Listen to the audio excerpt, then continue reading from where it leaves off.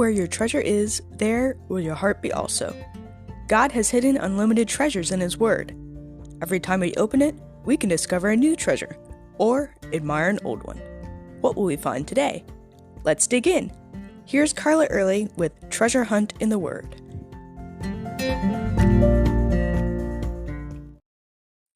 Have you ever noticed that the news media loves shocking headlines? In fact, the more shocking, the better. It gets our attention. It makes us want to know more. It makes us say, "What?"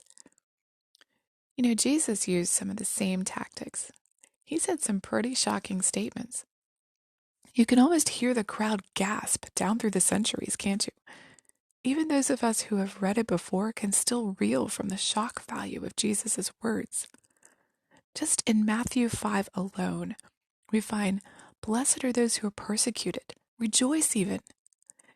And you can't get into heaven unless you're better than the scribes and Pharisees. And being angry is right up there with murder. And lust is like committing adultery in your heart. What comes next probably brought gasps and murmurs among the crowd. Jesus said, "If your right eye causes you to sin, pluck it out and cast it from you. If your right hand causes you to sin, cut it off and cast it from you." Of course, we realize that Jesus is using exaggeration to make his point. No one in their right mind would gouge out their own eye or cut off their own hand. That in itself isn't going to keep anyone from sinning. Left eyes and left hands can sin just as easily, so getting rid of the right ones doesn't take care of the sin problem because it comes from the heart. That's Jesus' point.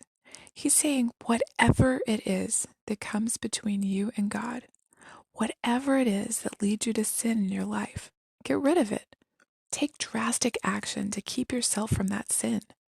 Be extreme, even if you know it's going to be painful. He's talking about a continual habit of sin in our lives, something that we've learned to live with, and maybe even feel like it's normal to us. Once we realize it's a sin, though, and once we see that it's coming between us and God, we should do everything in our power to cut it out. This could range anywhere from cutting off a friendship all the way to cutting up credit cards or throwing out sweets and banishing them from your home. It might involve getting rid of Netflix, putting safeguards on your computer, throwing out magazines or Ouija boards or whatever it is that comes between you and the Lord. Make it difficult, if not impossible, for you to sin in that way.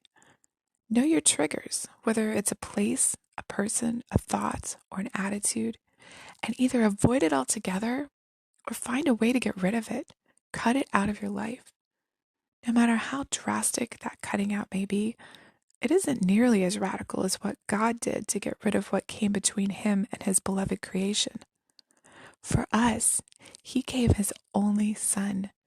He didn't just gouge out an eye or sever a limb.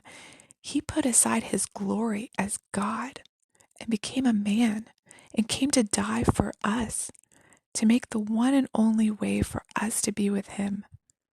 Knowing this, how can we let continued patterns of sin continue to separate us from his love and forgiveness that he gave his life for?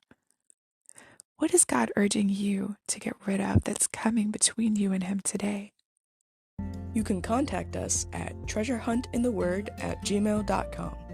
Also, if you'd like to share a treasure God has given you by doing an episode, please contact us. You can listen to other episodes on our website, which you'll find in the description below. Thanks for listening, and remember, where your treasure is, there will your heart be also.